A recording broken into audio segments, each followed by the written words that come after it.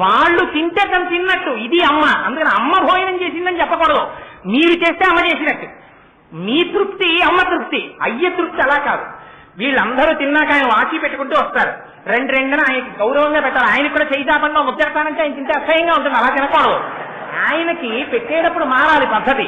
బంగారం కంచం వేసి ఆయనకి పెడితే ఆయన చొక్కా బనీను విప్పేసి పట్టుపంచ కట్టు కూర్చుని ఆచమనం చేసి అప్పుడు ఆయన తిని అంతా అయిపోయిన తర్వాత పరమేశ్వరానుగ్రహంగా ఊరగాయలు చాలా బాగున్నాయి అనాలి. అంతేగాని తింటూ అబ్బా భలే ఉంది ఊరగాయ అంటే నీకు ప్రసాదంగా తినడం చేత కాలేదు, ఇక్కడ తినడమే నీకు వచ్చు. ఒకవేళది రుచి బాగులేకపోయినా కొంచెం ఉప్పు కలపవాయ్ అని ఉత్తరాపోసనం పట్టాక చెప్పాలి. నీకు సంప్రదాయం తెలుసు అనమాట. నువ్వు అక్కడే లొట్టలేసావనుకో పిల్లల్లాగా, నీకు తెలియదు, నువ్వు ఇక్కడ తినడానికి అలవాటు పడ్డవాడివి. నీ వయస్సుకున్న పెద్దరికం నీ సంస్కారానికి రాలేదు, ఇంకా నువ్వు కొంత అలవాటు చేసుకోవాల్సిన అవసరం ఉంది. ఎంత జీవితం అండి! ఒక్కొక్క శ్లోకం చెప్తే ఇంతంత దర్శనం చేయించేస్తారు శంకరాచార్యుల వారు. అందుకని అంటారు, అక్కడికి వెళ్ళేస్తాడు నివృత్తి చండాంశ. శంకరుడు భోజనం చేసేసాడు. శంకరుడు ఆనందంలో వీటిని కొట్టేస్తున్నాను నేను. శంకరుడు భోజనం చేసేస్తే ఎవరికి సంతోషం? పార్వతీదేవి యొక్క పాతివ్రత్యాన్ని నిరూపిస్తోందని. అందుకని భోజనం చేయగా మిగిలినటువంటి భుక్తశేషం పిల్లలు తినకూడదు. ఎందుకని? ఆయన భోళాశంకరుడు వాళ్ళనిచ్చేసాడు. ఎవరికి ఇచ్చాడు? కన్నబిడ్డలు కాదు, ఆయన తిన్నాక తినేది. చంద్రుడు తినాలని ఆజ్ఞిచ్చాడు ఆయన. ఎందుకు చంద్రుడు తినాలని అంటే, నేను మీకు ఆ చంద్రుడి గురించి ఒక్క మాట చెప్పవలసి ఉంటుంది. ఇక్కడ పెరియ పురాణంలో చెప్పారు. రమణ మహర్షికి మహా ఇష్టం ఆ చంద్రుడి వృత్తాంతం అంటే. చంద్రుడు కూడా మనలాగే పుట్టాడు పాంచభౌతిక శరీరంతో. ఆయన పూర్వనామధేయం విచార శర్మ. ఆయన వేదం చదువుకునేవాడు. ఒక రోజున ఆవుల్ని తోలుకుంటూ వెడుతున్నాడు. ఆవుల్ని కాచే ఆయన తీసుకెడుతూ ఒక ఈనిన ఆవు దగ్గరికి వెళ్ళాడు. ఈనిన ఆవుకి దగ్గరికి వెళ్ళకూడదు. అలా వెడితే ఆ దూడకి మనం ఏదో ఇబ్బంది చేస్తామన్నది రక్షించడానికి మనల్ని పొడుస్తుంది. తప్పు వాడిది. వెడితే అది కొమ్ము విసిరింది. నా మీద కొమ్ము విసురుతావా అని ఆ గోపాలకుడు ఆ ఆవుని కర్ర పెట్టి నడుం మీద కొడుతున్నాడు. వేదం చదువుకుంటున్న విచార శర్మ పరుగున వచ్చి, ఆవుని కాయడం అంటే ఇది కాదురా, కొట్టడం కాదు. ఆవుని కాయడం అంటే ఆవుని కాపాడడం. నీకు చేత కాదు ఆవుల్ని కాయడం, నేను కాస్తాను ఆవుల్ని. ఇది పరమ పవిత్రమైన వృత్తి, నేను చేస్తానని వెళ్ళాడు విచార శర్మ. అంత వేదం చదువుకున్నవాడేమో, జగత్తునందు ఏ వస్తువుని ఎలా చూడాలో తెలుసున్నవాడేమో, ఆయన ఆవుల్ని ముట్టుకునేటప్పటికీ అవి అమృతం కింద పాలు పట్టేసేవిట. లోపల పట్టి వెళ్ళిలా పొదుగు ముట్టుకుంటే చాలట చెంబుడు పాలిచ్చి ఆవులు 4 బిందెల పాలిచ్చేయడం మొదలెట్టే. వాటికి అలా ఇంటికెళ్ళి యజమానులకు పాలిచ్చే తృప్తి పోయిందిట కొన్నాళ్ళకి. మనం యజమానులకు ఇవ్వడం ఏమిటి? మహానుభావుడు మనని పోషిస్తున్నవాడు విచార శర్మ. ఆయన ఏం చేసేవాడు? ఆవులన్నింటినీ వదిలి వేదం పన్నాలన్నీ ఆమ్మాయం చేసుకుంటూ పైకి అవన్నీ చెప్పుకుంటూ కూర్చునేవాడు. ఆ వేదం వింటూ ఉండేవి ఆవులు. అందుకని ఈయనకి పాలిద్దాం అనుకున్నాయిట. ఈయన అడిగినా అడగకపోయినా ఆవులు పక్కకొచ్చి పాలు వదిలేస్తుండేవి. ఉత్తినే వదిలేస్తున్నాయి కదా అని ఆయన ఏం చేసేవాడంటే కుండలు తెచ్చి కింద పెట్టేవాడు. అలా కుండలు నిండిపోయి పాలు అయ్యేవి. ఆ పాలు తను తాగేవాడు కాదు విచార శర్మ. వెంటనే ఆ పక్కనున్న ఏటిలో స్నానం చేసి ఇసుకతో గుడి కట్టేవాడు. అందులో ఇసుకలింగం తయారు చేసేవాడు. ఈ కుండలలో పాలు తీసి ఒక్కొక్క పాత్రతో పాలు పట్టుకుని, నమస్తే అస్తు భగవన్ విశ్వేశ్వరాయ మహాదేవాయ త్రయంబకాయ త్రిపురాంతకాయ త్రికాగ్నికాలాయ కాలాగ్నిరుద్రాయ నీలకంఠాయ మృత్యుంజయాయ సర్వేశ్వరాయ సదాశివాయ శ్రీమన్మహాదేవాయ నమః అంటూ అభిషేకం చేసేవాడు. ఇక్కడ అభిషేకం పూర్తయ్యేది అసుర సంఖ్య వేళ అయ్యేది. ఈయన ఆవుల్ని పట్టుకుని ఇంటికి వెళ్ళిపోయేవాడు. వెళ్ళిపోతుంటే ఒక రోజున అటుగా ఒక వ్యక్తి వెళ్ళిపోతూ చూశాడు.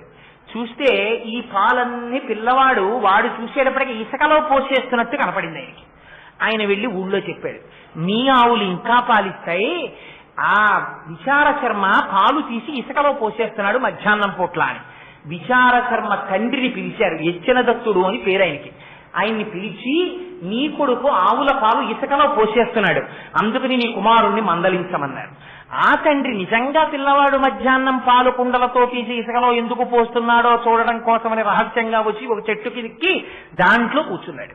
మధ్యాహ్నం అయ్యేటప్పటికి ఆవులు పాలిచ్చాయి. ఆ పాలు తీసి పిల్లవాడు గుడి కట్టి ఆ ఇసుకలింగానికి పూజ చేస్తున్నాడు. ఇది చూశాడు తండ్రి. మహాగ్రహం వచ్చింది. నిజమే, వీడు పాలు ఇలా పోసేస్తున్నాడు కింద. ఆయన అభిషేకం అనుకోలేదు, ఈయన అంతర్ముఖుడైపోయి ఉన్నాడు కొడుకు.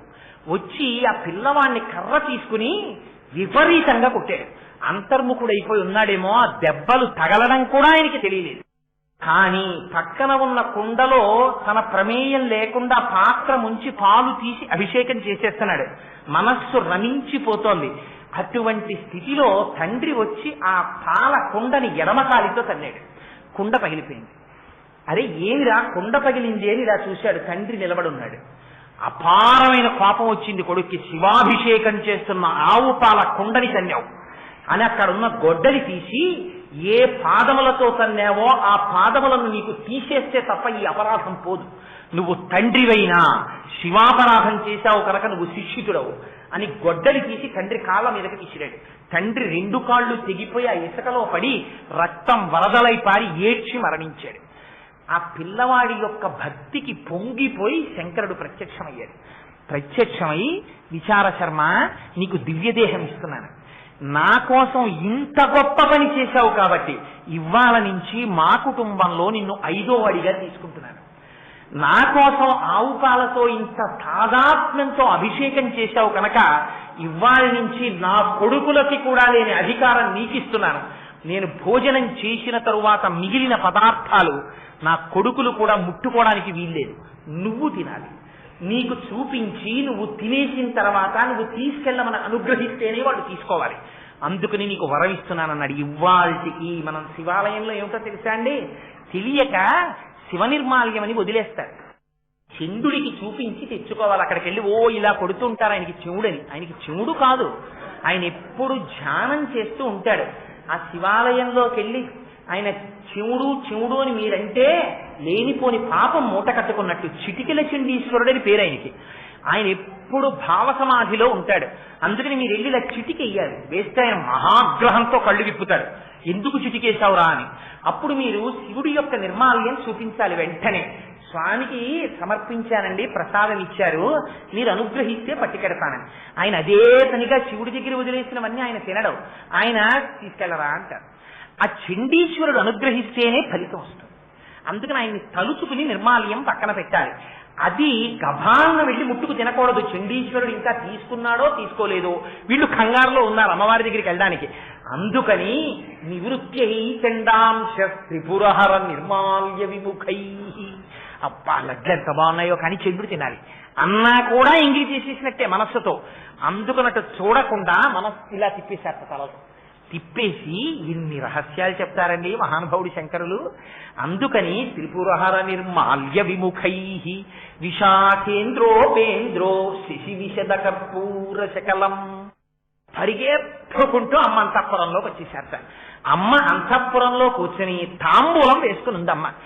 తాంబూలం అమ్మవారు వేసుకుని ఉన్నది అంటే భోజనం చేసినట్ట భోజనం చెయ్యనట్ట, ఈ మాట మీరు అడగకూడదు, నేను చెప్పకూడదు.